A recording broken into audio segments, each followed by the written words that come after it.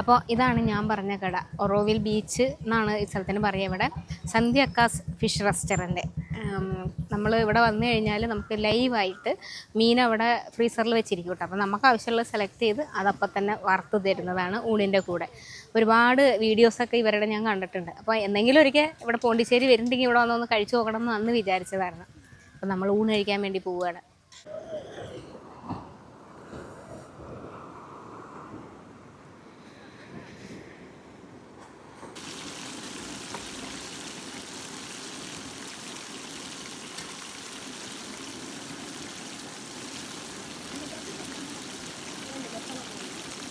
ഇതാ മീനെല്ലാം ഇങ്ങനെ വെച്ചിട്ടുണ്ട്. അപ്പം നമുക്ക് ആവശ്യമുള്ള മീനുകളൊക്കെ സെലക്ട് ചെയ്യാം. ഇത് നമ്മളെ അയല, ഇത് കിളിമീൻ, ഇത് ആവോലി, ആവോലി,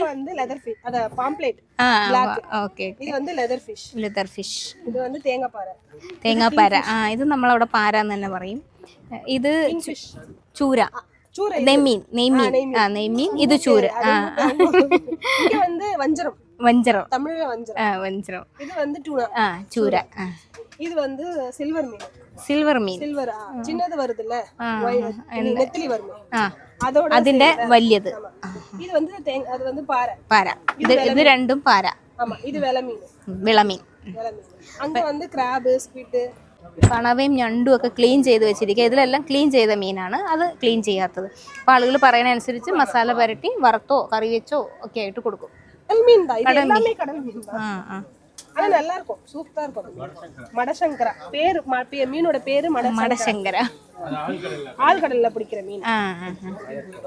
നമ്മൾ പറഞ്ഞ മീൻ അതിനെ പീസാക്കി വെട്ടിയെടുത്തു കേട്ടോ. അപ്പോൾ അതിലേക്ക് പുതിന ഇല ചേർത്തു, മസാല പുരട്ടിക്കൊണ്ടിരിക്കുക. മല്ലിയും പുതിനയും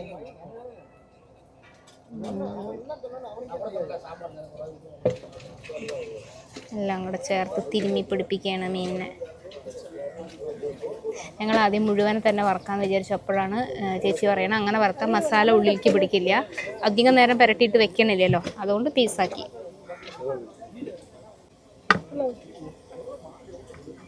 നാരങ്ങ നീരും കൂടെ പിഴിഞ്ഞ് ചേർത്തിട്ടാ വറക്കുന്ന കേട്ടോ. ഇടുന്ന മുളകാണ് ഇത്. അരച്ചെടുക്കുകയാണ്, പൊടിയല്ല, അരച്ച പേസ്റ്റ്.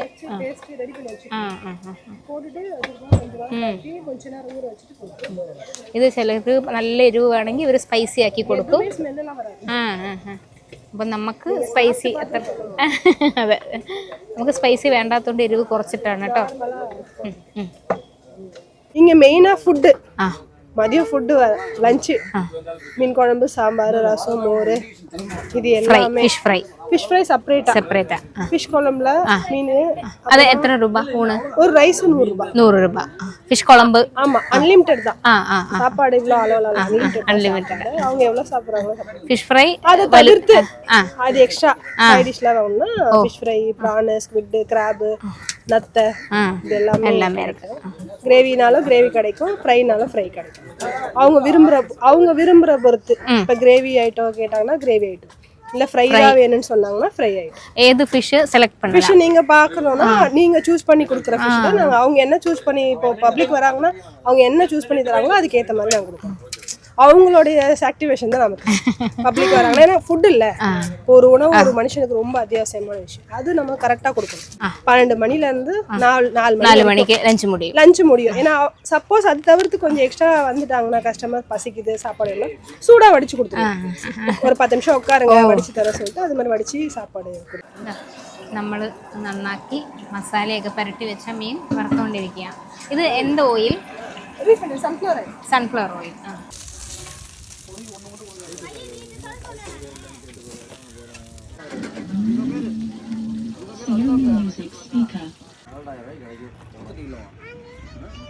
അപ്പോൾ അതേ നമ്മൾ ഓർഡർ ചെയ്ത മീൻ വറുത്തത് കിട്ടി.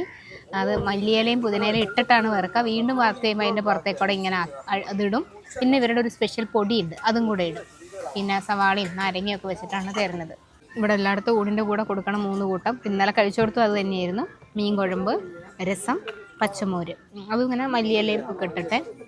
ഇതിൽ മാങ്ങ കണ്ട, മാങ്ങ ഒരു പ്രധാനമാണ് ഇവരുടെ മീൻ കുഴമ്പിൽ. ഇതിനകത്ത് വലിയ കഷ്ണമായിട്ട്, ഇന്നലെ കുറച്ചുകൂടി ചെറിയ സൈസിലായിരുന്നു. ഇതാ മീനിൻ്റെ ഒരു പീസും ഇങ്ങനെ കറിയും കൂടെ. ഇത് മീൽസിൻ്റെ കൂടെ വരുന്നതാണ് കേട്ടോ. നമ്മുടെ ഇവിടുത്തെ പോലെ അവിയൽ, തോരൻ അങ്ങനത്തെ സാധനങ്ങളൊന്നും ഇവിടെ ഒരിടത്തും കണ്ടില്ല. ചിലപ്പോൾ വെജ് ഹോട്ടലുകളിൽ മാത്രമാവും അങ്ങനത്തെയൊക്കെ ഉണ്ടാവുക. അപ്പോൾ ഇവിടെ ഇതൊക്കെയാണ് കറികൾ. പിന്നെ സ്പെഷ്യൽ എല്ലാവരും സ്പെഷ്യൽ കഴിക്കാനാണ് ഇവിടെ വരുന്നത്. അപ്പോൾ എല്ലാവരും അതാണ് മേടിക്കണതും. ഇലയിലാണ് കേട്ടോ ചോറ്. അപ്പോൾ ഇലയിലാണെങ്കിലും പ്ലേറ്റ് വെച്ചിട്ട് അതിലേക്കാണ്. അപ്പോൾ ചെറിയ ഇല വെച്ചാലും മതിയല്ലോ. അപ്പോൾ ഞാൻ ഈ മീൻ കുളമ്പ് ആണ് ഒഴിക്കാൻ പോണത്. ഇതിൽ ജീരകവും ഉലുവയൊക്കെ ചേർത്തിട്ടുണ്ടേ. മീനിൻ്റെ കഷ്ണവും കൂടെ ഇടാം. എന്ത് മീനാണോ എന്തോ ഞാൻ ചോദിച്ചില്ല. ഇന്നലത്തെ മീൻകറിയുടെ അതേപോലെ തന്നെ ഇവിടുത്തെ മീൻകറിക്ക് മാങ്ങയുടെ ഒരു പുളി ഇങ്ങനെ മുന്നിട്ട് നിൽക്കും. അത് നമ്മളെ കണക്കിനാണെങ്കിൽ കുറച്ച് പുളി കൂടുതലാണ്. അങ്ങനത്തെ ഒരു സ്വാദാണേ. തക്കാളി നല്ലപോലെ അങ്ങനെ കുഞ്ഞു കുഞ്ഞായിട്ട് അരിഞ്ഞ് ചേർത്തിട്ടുണ്ട്. ആ തക്കാളിയുടെ ഒരു സ്വാദും കൂടെ. നല്ലൊരു മസാലയാണ് ഇവരുടെ. ആദ്യം തന്നെ ഇതൊക്കെ ഇട്ട് വറുക്കും. പിന്നെ പറഞ്ഞില്ലേ, മുളക് പൊടിയല്ല, മുളകൊക്കെ നല്ല അരച്ചെടുത്ത പേസ്റ്റാണ്. നമ്മൾ വീട്ടിൽ നിന്ന് അരച്ച് കൊണ്ടുവരും. ഇവിടെ കറണ്ടില്ല, മിക്സി അങ്ങനെയൊന്നും ഇല്ലല്ലോ. എല്ലാം അരച്ച് ഇവിടെ കൊണ്ടുവന്ന് അതിങ്ങനെ വെച്ചിരിക്കുക. തീരുമ്പോൾ പോയി എടുത്തുകൊണ്ട് വരും. മീൻ വറക്കുന്ന പണി മാത്രമേ ഇവിടെ നടക്കുന്നുള്ളൂ. ബാക്കിയെല്ലാം കറികളെല്ലാം വീട്ടിൽ നിന്ന് വെച്ചുകൊണ്ട് വരിക. നല്ല മീനാണ് കേട്ടോ. അത് ഈ നാരങ്ങ നീരും കൂടെ ചേരുന്നുണ്ട്. ചെറിയൊരു പുളിപ്പും കൂടി നല്ല രസമുണ്ട്. അതിൻ്റെ അടുത്ത് പറഞ്ഞു നല്ല സ്വാദുള്ള മീനാണ് അത്ര. ഇതും ആഴക്കടലിൽ ഈ വള്ളക്കാർ ചൂണ്ടയിട്ട് പിടിക്കുന്നതാണ്. അതുകൊണ്ട് അങ്ങനെ ഒരുപാടൊന്നും കാണില്ല ഉള്ളത്. ഞാൻ അങ്ങനെ മീൻ ഏതെടുക്കണം എന്ന് ആലോചിച്ച് പുള്ളിക്കാർ തന്നെയാണ് ഈ മീൻ നല്ല സ്വാദായിരിക്കും എന്ന് പറഞ്ഞു തന്നെ. ശങ്കര അങ്ങനെയാണ് പേര് പറഞ്ഞത്. നമ്മുടെ അവിടെ ഇങ്ങനത്തെ മീൻ ഉണ്ടാവും എനിക്കറിയില്ല. ഞാൻ കണ്ടിട്ടില്ല. ഇത് നമ്മളെ ചെമ്മീൻ വറുത്തതാണ് കേട്ടോ. അപ്പോൾ ഇതിങ്ങനെ അവിടെ ചൂടോടുകൂടി വറുത്ത് കോരിക്കൊണ്ടിരിക്കുക. അപ്പോൾ എനിക്കത് എങ്ങനെയുണ്ട് കഴിച്ചു നോക്കാൻ പറഞ്ഞു. 1-2 സാധനങ്ങളൊക്കെ തന്നു. ചിലതൊന്നും എനിക്ക് ഇഷ്ടപ്പെട്ടില്ല, ഞാൻ കഴിച്ചില്ല. നമ്മൾ കഴിക്കാത്തതൊക്കെ ഉണ്ടല്ലോ, അപ്പോൾ അത് ഇഷ്ടമായില്ല. ഇത് ചെമ്മീൻ നമ്മളെ സാധാരണ, പക്ഷെ മസാല കുറച്ച് വേറെയാണെന്ന് മാത്രം. സൂപ്പർ. എനിക്ക് ഇവിടുത്തെ മീൻ വറുത്തത് ഭയങ്കര ഇഷ്ടപ്പെട്ടതെന്ന് വെച്ചാൽ പുതിനയിലയുടെ മല്ലിയിലയുടെ ഒരു സ്വാദ്. നമ്മൾ കറിവേപ്പില ചേർക്കില്ല, ഇവിടെ അങ്ങനെ ഒരു സംഗതിയേ ഇല്ല. ഒന്നിനും ചേർക്കില്ലായിരിക്കുമോ? ഞാൻ ഒന്നിനും ഒരു കറിയിലും കണ്ടില്ല. എപ്പോഴാണല്ലോ ശ്രദ്ധിച്ചേ? അതില്ല. പിന്നെ എണ്ണ വേറെയാണല്ലോ, അതിൻ്റെ ഒരു സ്വാദ്. പക്ഷേ ഈ പുറത്തിടുന്ന ഈ പൊടി വേറെ എന്തോ ഒരു മസാലയാണ്, അതിന് വേറൊരു പ്രത്യേക സ്വാദ്. ഇത് മാത്രമല്ല, കണവയൊക്കെ നമ്മളെപ്പോഴും തോരനും റോസ്റ്റും അല്ലേ, ഇവിടെ കണവയും ഇങ്ങനെ കല്ലിലിട്ട് നല്ല ഇങ്ങനെ വറുത്തെടുക്കും. എന്നിട്ട് എനിക്ക് വയറ്റിൽ സ്ഥലമില്ല, അല്ലെങ്കിൽ ഞാൻ അതും കൂടെ കുറച്ച് മേടിച്ചേനെ. പക്ഷേ നമ്മളെ കൂടെ ഉള്ള ആൾ കണവ കഴിക്കണവരല്ല, അപ്പോൾ ഞാൻ തന്നെ കഴിക്കണം ഇത് മൊത്തം. അപ്പോൾ ഞാൻ വെച്ച് വേണ്ട. പക്ഷെ കണ്ടാൽ തന്നെ നമുക്ക് മേടിക്കാൻ തോന്നിയാൽ നല്ല കല്ലിലിട്ട് ഇങ്ങനെ വറുത്ത് അത് 2 വരുമ്പോൾ അതിലേക്ക് നിറയെ മല്ലിയിലയും പുതിനയിലയും ഇങ്ങനെ മുകളിലേക്ക് ഇടും. എല്ലാ മീനിലും അത് ചേർക്കുന്നുണ്ട്. അതുകൊണ്ട് തന്നെ ഈ മീനിൻ്റെ ഒരു ഉളുമ്പുമണോ അല്ലെങ്കിൽ മീനിൻ്റെ സ്മെല്ലോ ഒന്നുമില്ല. ഈ എന്ത് മീൻ ഇവിടെ തരുന്നതും നമുക്ക് ഇങ്ങനെ എടുക്കുമ്പോൾ ഒരു കൊതി പിടിപ്പിക്കുന്ന പുതിനേൻ്റെയും മല്ലിൻ്റെയൊക്കെ കൂടിയിട്ടുള്ളൊരു മണമാണ്. ചില കടയിലൊക്കെ ചെല്ലുമ്പോൾ മീനിന് എനിക്ക് അങ്ങനെ തോന്നിയിട്ടുണ്ട്. ഇതിന് മുന്നേ നമ്മൾ തമിഴ്നാട് ഒരു ട്രിപ്പൊക്കെ പോയ സമയത്ത് അവിടുത്തെ മീൻ കുളമ്പ് പറഞ്ഞ് തന്നതിന് മീനിൻ്റെ ഒരു സ്മെല്ല് വരുന്നുണ്ട്. എനിക്കത് ഇഷ്ടപ്പെട്ടിട്ടേ ഇല്ല, കഴിച്ചിട്ടുമില്ല. അത് വെള്ളച്ചോറാകുമ്പോഴത്തെ എനിക്ക് ഇഷ്ടക്കാടാണ്, അതിൻ്റെ കൂടെ ഇതും കൂടെ. പക്ഷെ ഇവിടെ ഇന്നലെ കഴിച്ചു കൊടുത്തു, ഇന്ന് കഴിച്ചു കൊടുത്തു ഒക്കെ മീൻ എടുക്കുമ്പോൾ ആ ഒരു ഇതില്ല. അങ്ങനെ കുറച്ച് ഫ്രഷ് മീനാണ്, അതിൻ്റേതായിട്ടുള്ളൊരു സ്വാദ് എന്തായാലും ഉണ്ടാവുമല്ലോ. കൊള്ളാം എന്തായാലും. നമ്മൾക്ക് പക്ഷെ നമ്മുടെ ഒരു സ്വാദല്ല. അപ്പോൾ കുടംപുളി ഇട്ട് വെച്ച മീൻകറി കൂട്ടി ശീലിച്ച ഒരാളെ സംബന്ധിച്ച് ഇവിടുത്തെ മീൻകറി പറ്റുകയില്ല. ഭയങ്കര വ്യത്യാസമാണ്. മാങ്ങയിട്ടതാണെങ്കിലും ഈ ജീരകമൊക്കെ അരയ്ക്കുന്നുണ്ടേ വേറൊരു സ്വാദാണ്. അങ്ങനെ മൊത്തത്തിൽ കൊള്ളാം. പോണ്ടിച്ചേരിയിൽ വരുന്നുണ്ടെങ്കിൽ നിങ്ങളൊരു വ്യത്യസ്തമായിട്ടുള്ള ഒരു ഫുഡ് അങ്ങനത്തെ ഒരു സാധനത്തിൽ വരണം കേട്ടോ. കാരണം അല്ലേ നമ്മളെ വെച്ച് നമ്മൾ കമ്പയർ ചെയ്യരുത്. നമ്മുടെ നാട്ടിൽ കിട്ടുന്നതിനെ വെച്ചിട്ട് വേറൊരു നാട്ടിൽ പോയി കമ്പയർ ചെയ്യരുത്. കാരണം അത് അവിടുത്തെ സ്റ്റൈലാണ്, അത് നമ്മളെ സ്റ്റൈലാണ്. കടലും ബീച്ചും ഒക്കെ കണ്ടുകൊണ്ടിരുന്നത് ഞാൻ വിചാരിക്കുക ഇച്ചിരി മഴയൊക്കെ ഉള്ള സമയമാണെങ്കിൽ ഭയങ്കര രസമായിരിക്കും അല്ലേ ഇവിടെ. അറിയില്ല ഇപ്പോൾ, പക്ഷേ അല്ല നട്ടപ്പുറ വെയില എങ്കിലും ഇത് ഓല ഷെഡ് ആയതുകൊണ്ട് ഇതിനകത്തേക്ക് അത്രയ്ക്ക് വെയിലടിക്കുന്നില്ല. അതുകൊണ്ട് കുറച്ച് സൗകര്യമുണ്ട്. അങ്ങനെ കടലെല്ലാം കണ്ടുകൊണ്ടിരുന്ന് നമ്മൾ പറയുമ്പോൾ ചൂടോട് കൂടിയത് ഇങ്ങനെ മീൻ വറുത്ത് ഇലയിൽ ഇവിടെ കൊണ്ടുത്തരും. അങ്ങനെ കഴിച്ചുകൊണ്ടിരിക്കുക. ചില ആളുകളൊക്കെ വന്നിട്ട് 1-2 മണിക്കൂറൊക്കെ ആയി അവരിങ്ങനെ വിശേഷമൊക്കെ പറഞ്ഞ് ഓരോന്ന് തീരുമ്പോൾ ഓരോ ഐറ്റം പറഞ്ഞ് ഇങ്ങനെ കഴിച്ചുകൊണ്ടൊക്കെ ഇരിക്കുകയാണ്. അപ്പോൾ ഇവിടെ ഈ പരിസരത്ത് ഓറോവില്ലോ അല്ലെങ്കിൽ പോണ്ടിച്ചേരിലൊക്കെ വരുന്നുണ്ടെങ്കിൽ മീൻ ഐറ്റംസാണ് നോക്കണമെങ്കിൽ ഇവിടെ വന്നു. കുറേ കടകളുണ്ട്, ഇത് മാത്രമല്ല കുറേ കടകളുണ്ട്. ഒന്ന് കഴിച്ചു നോക്കിക്കോട്ടോ. ശരിയില്ല. ഇതിങ്ങനെ ഒട്ടും ഉള്ളിലേക്കല്ല കേട്ടോ, മെയിൻ റോഡിൻ്റെ സൈഡിൽ തന്നെ ഒരു 100 മീറ്റർ കഷ്ടിയേ ഉള്ളൂ. ഇങ്ങ് വരെ ബീച്ചിൻ്റെ അകത്ത് വരെ നമുക്ക് വണ്ടിയൊക്കെ കയറ്റിക്കൊണ്ട് വരാൻ പറ്റും.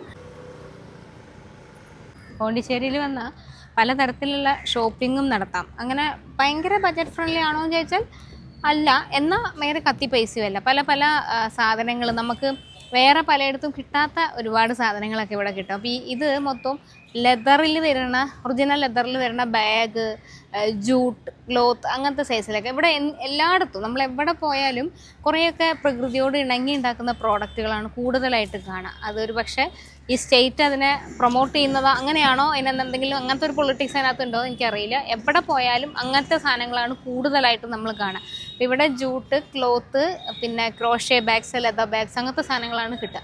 കാണിച്ചു തരാം. ഇതാ ഞാൻ ആദ്യം പറഞ്ഞില്ലേ, ക്ലോത്ത് അല്ലെങ്കിൽ ക്രോഷേ ത്രെഡ് ബാഗുകളൊക്കെ ഇതാ നല്ല ഭയങ്കര രസമുള്ളൊരു മോഡലാണ്. ഞാൻ മേടിച്ചായിരുന്നു. ഞാനൊരു ബ്ലാക്ക് ഇത് എൻ്റെ കയ്യിലുണ്ട്, കണ്ട, ഞാൻ മേടിച്ചായിരുന്നു. 270 രൂപയായിരുന്നേ. അതിൻ്റെ വൈറ്റ് കളറിലുണ്ട്. പിന്നെ ഇങ്ങനെ റൗണ്ടിൽ എല്ലായിടത്തും ഈ ഒരു പൂവാണ് അതിൻ്റെ ഒരു ഭംഗി. ഇതൊക്കെ ഒരു തരം ഇതാണ് കേട്ടോ, ത്രെഡ് പോലത്തെ സാധനങ്ങൾ തന്നെയാണ്. ഇതുപോലത്തെ ഇങ്ങനത്തെ ബാഗുകളും ഉണ്ട്. ഞാൻ പറഞ്ഞു ലെതർ ബാഗ്. ലെതർ ബാഗുകളൊക്കെ പക്ഷെ കുറച്ചും കൂടിയും റേറ്റ് കൂടുതലാണ്. ഒരു 1000, 900 ആ റേഞ്ചിലൊക്കെ വരുന്നുണ്ട്. തുണിയിലൊക്കെ ഉള്ള ബാഗ് എനിക്ക് ഭയങ്കര ഇഷ്ടമാണ്. അതുകൊണ്ട് ഞാൻ അത് കാണുമ്പോൾ ഇങ്ങനെ നോക്കണം. നമ്മൾ സൂക്ക് ബാഗില്ലേ, ആ മെറ്റീരിയലാണ് ഇത്. ഇതൊക്കെ ക്ലോത്തിൽ വരുന്ന ബാഗാണ് കേട്ടോ. അതിൻ്റെ തന്നെ കലങ്കാരി പ്രിൻറ്റിൽ നോക്കി എന്തൊരു ഭംഗിയല്ലേ ഇതൊക്കെ കാണാൻ. നല്ല ഭംഗിയുള്ള നിറമൊക്കെ ഉണ്ട്. ഒന്നും പോവുകയില്ല, തുണി ആയതുകൊണ്ടേ വേറെ പ്രശ്നമൊന്നും വരില്ലല്ലോ. ഇത് കാറിലൊക്കെ വെക്കാൻ വേണ്ടിയുള്ള നമുക്ക് ബുദ്ധ, ശിവൻ്റെ, മറ്റേ ആമ, അങ്ങനത്തെ സാധനങ്ങളൊക്കെയാണ്. എല്ലാം സ്റ്റോൺ അങ്ങനത്തെ ടൈപ്പാണ്. വെയിറ്റും ഉണ്ട് കുറച്ച്. തുണി കൊണ്ട് ബാഗ് ഇഷ്ടമുള്ളവർക്കാണെങ്കിൽ ഒരുപാട് വെറൈറ്റിയാണ് കേട്ടോ. ഇതൊക്കെ നമുക്ക് മൊബൈലും അങ്ങനെയൊക്കെ ഇട്ട് അങ്ങനത്തെ ആവശ്യങ്ങൾക്കൊക്കെ നടക്കുള്ളൂ. ചെറിയൊരു പേഴ്സോ മൊബൈലോ ഒക്കെ അല്ല.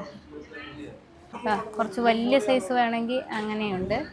പിന്നെ ഇത് മറ്റേ ക്രോഷേ ടൈപ്പ് നൂലുകൊണ്ട് തുന്നിയത്, പക്ഷെ കുറച്ച് കൂടുതലാണ്. 690 വരുന്നുണ്ട്. അതിൻ്റെ തന്നെ വേറെ ഒരെണ്ണം. ഇതാണ് ചിക്കൻ മക്രോണി. അത് പോണ്ടിച്ചേരിൻ്റെ ഒരു സ്പെഷ്യൽ സാധനമാണ് കേട്ടോ. അപ്പം മക്രോണി ഷോപ്പ് എന്ന് പറഞ്ഞിട്ട് MG റോഡിൽ ബിരിയാണി പാരഡൈസിൻ്റെ അടുത്തായിട്ടുള്ള ഒരു ചെറിയ ഒരു വണ്ടി പോലത്തെ ഇതാണ്. അപ്പം അവിടെ അത് കഴിക്കാൻ വേണ്ടി വന്നതാണ്.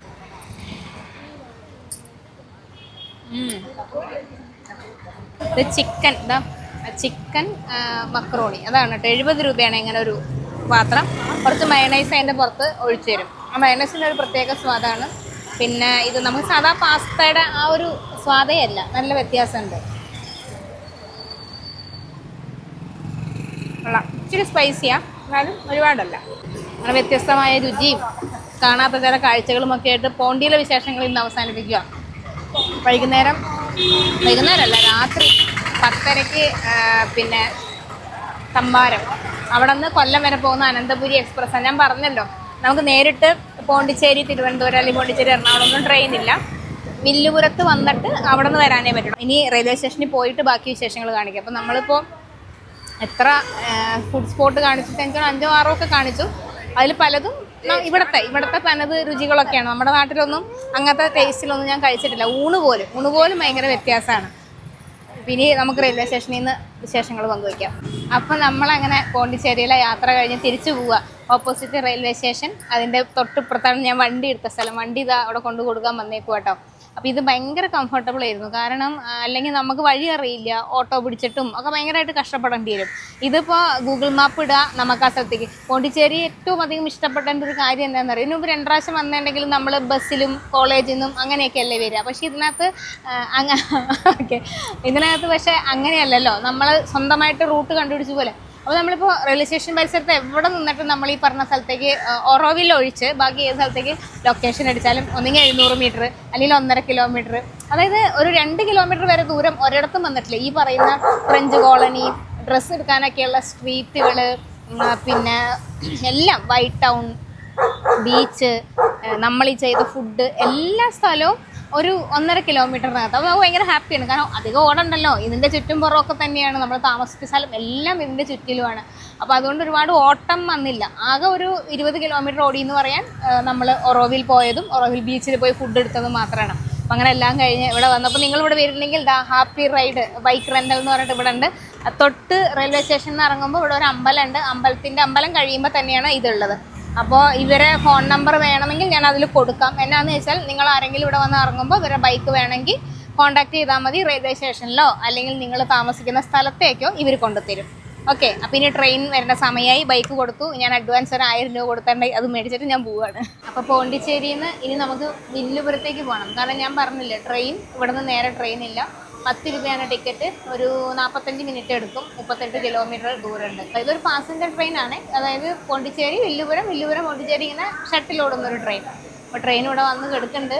7:30-ക്കാണ് ട്രെയിൻ എടുക്കുള്ളൂ. 7:30-ക്ക് എടുത്താൽ നമ്മൾ 8:30 ആകുമ്പോഴേക്കും അവിടെ എത്തും. പിന്നെ 2 മണിക്കൂറുണ്ട്. കാരണം 10:30-ക്കാണ് അനന്തപുരി. അപ്പോൾ ഇനിയിപ്പോൾ ട്രെയിൻ എടുക്കണവരെ ഇവിടെ ഇരിക്കുകയാണ്.